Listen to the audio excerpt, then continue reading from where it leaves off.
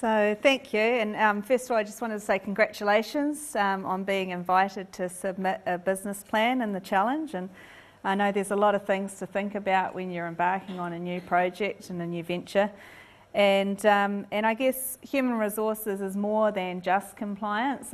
Obviously it is a key consideration, the PAYE and the holidays and so on, but human resources to me is all about how to get the most from your team. And that's, without having to micromanage them or spend a whole lot of money. To progress your idea, I'm sure that most of you will need to leverage off a team of people. And whether you're an established business or in startup mode, finding the right kind of people and really being able to maximise their potential and retain them on your team is going to be really important. So that's what I'm going to be talking about. So there's a book called The E-Myth by a guy called Michael Gerber, and if you haven't read it yet, I would recommend it. And he talks a lot about some of the reasons why businesses fail. And he says that success does not equal an entrepreneur's desire plus capital. So there's more than that to think about. And he says that ownership is, requires many different roles. Of course, there's the entrepreneurial drive.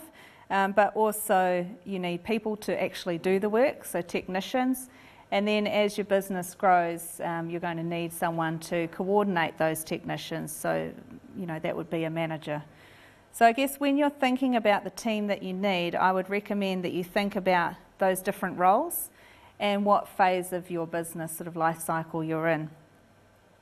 And the other thing that I think is important is to think about the balance or the difference between skills and talents. And skills are the sort of how-tos of a role. So they're things that you can learn either by going on a course or on the job. But talents are more those innate sort of passions. They're kind of the way that our brain is hardwired. So an example might be for an accountant, arithmetic might be a talent of theirs. They could go off onto a course to learn about how to balance books, but that real sort of passion for or sense of satisfaction that they get from precision is a talent. So think about getting the balance, because when you've got someone who has a real talent in your business, they can take you beyond just the current job that you need them to do.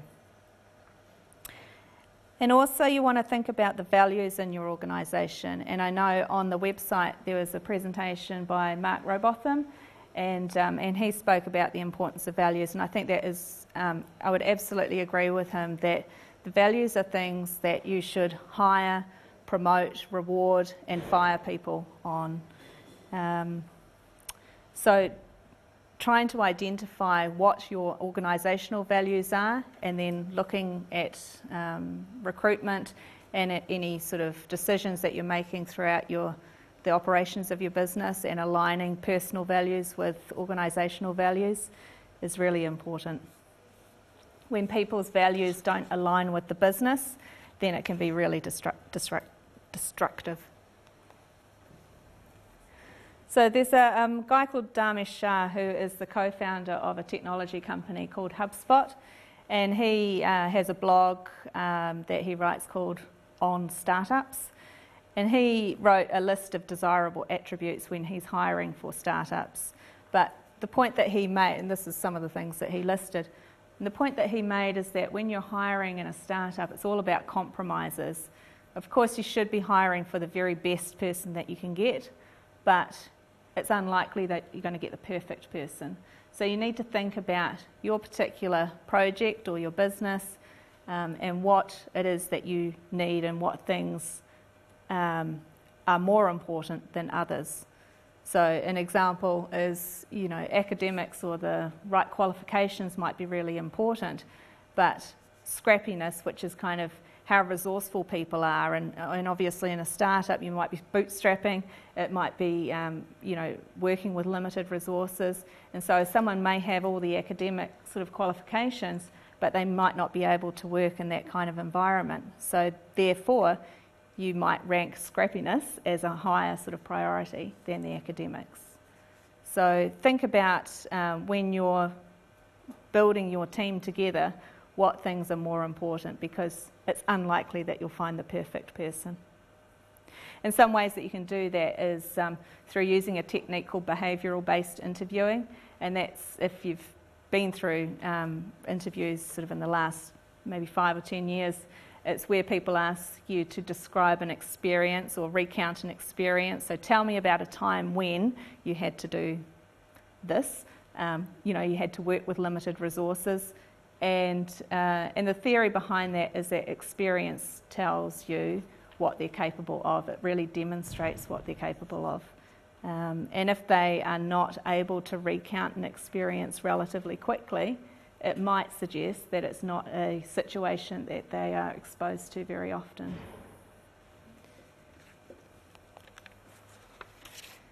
So when you're considering your resourcing, remember that there are different options. Shelley's spoken about the distinction between contractors and employees, and also Sarah spoke about outsourcing as an option. And I guess it's important to think, even with employees, that permanent full-time is not the only option for employees. You can have casual employees, fixed-term employees, part-time, full-time.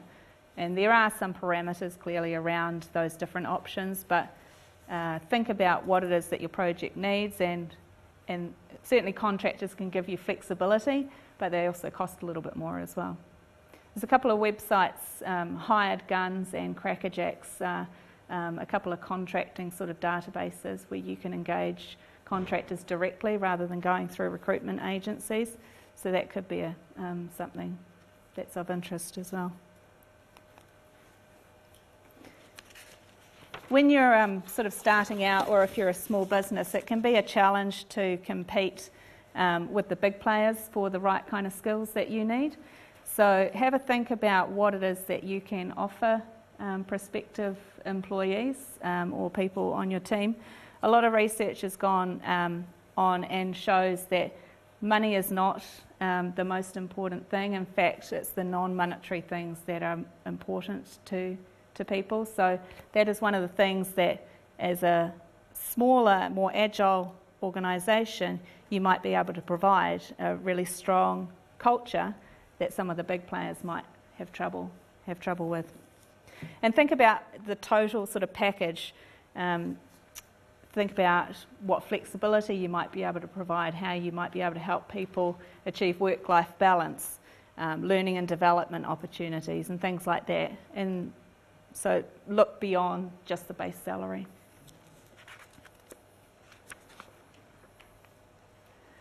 So this model here is from John Robertson and Associates. They run a survey called the Best Workplaces Survey, and their website has a lot of really great guides about a concept called employee engagement. And I wanted to talk to you about that because engagement is a concept a little bit like staff satisfaction or motivation, and this is a representation of the New Zealand workforce, and you can see there's a whole chunk of people in the middle there that are ambivalent, and what that means is that some days they may be star performers and other days they could care less, and clearly the goal is to move more people from ambivalent up into the engaged category. And the reason for that is that research shows that engaged employees are more productive, they perform better, companies with highly engaged staff are more profitable, and they have higher levels of customer satisfaction. So what I wanted to spend a little bit of time with, but we might have to run through it quickly, is this sort of model is something that we've come up with. It's our sort of interpretation of what the key factors are in employee engagement. So we think that employees really need to understand the big picture, so the vision and values is really important. And clearly if you're going through the business planning process, you'll have a good idea of where you want to go. And what we suggest is that that's really important to share that with employees so that they understand where the organisation's heading or what the end goal is, and then clearly what contribution they can make towards that.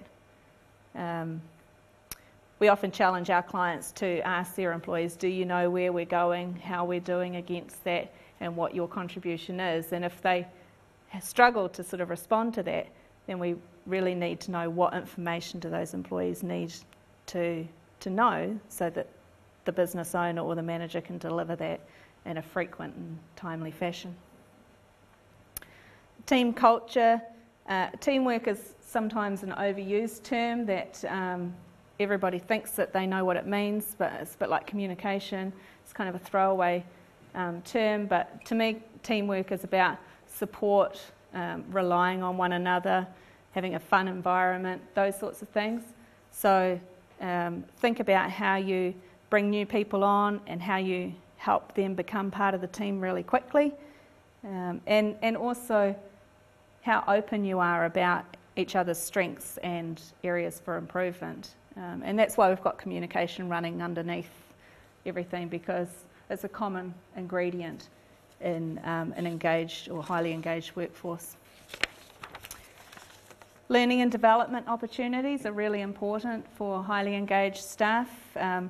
They want to know that they'll have opportunities to be able to play to their strengths and also opportunities to develop those strengths. And there's a bit of a debate, I guess, around where you're likely to get the best return on investment in terms of investing in people's strengths and continuing to develop those, or addressing weaknesses. And there's on YouTube and on iTunes, you can search for a guy called Marcus Buckingham, and he's written a few books and he's got a few podcasts and things about this thing he calls the strengths movement, which is really talking about focusing on people's strengths. So I'd recommend that you take a look at that. And then obviously a performance culture. So that's about setting really clear expectations, giving regular feedback to people, and really celebrating and recognising and rewarding the achievements that people make, not just as individuals but as a whole team, linking it back to that overall vision and goals. And the other aspect of a performance culture is how you deal with poor performance. So high-performing and highly engaged workforce or workplaces have a very low tolerance for poor performance. And that's how you move people from that ambivalent to the highly engaged stage, and how you prevent people from moving down from highly engaged to ambivalent. What I mean by that is if you're a high performer and you're working really hard, and then you see that one of your colleagues is slacking off, you might continue to work hard for a period of time, but after some time you'll just get fed up and you'll kind of take the foot off the accelerator. And we see that a lot, where people just get fed up with busting a gut, and they will either look for something else or just slow down. So how you deal with poor performance reinforces your whole organisational culture. So I think that's about it. I've got some contact details there. I've also got some material out on the table.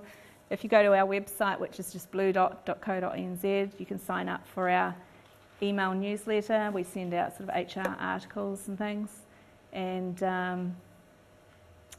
we also offer a free assessment of your current approach to HR. So we can assess basically your approach and write out some recommendations for what we think your priorities are, and some options for support as well. So there's some information about that out the front.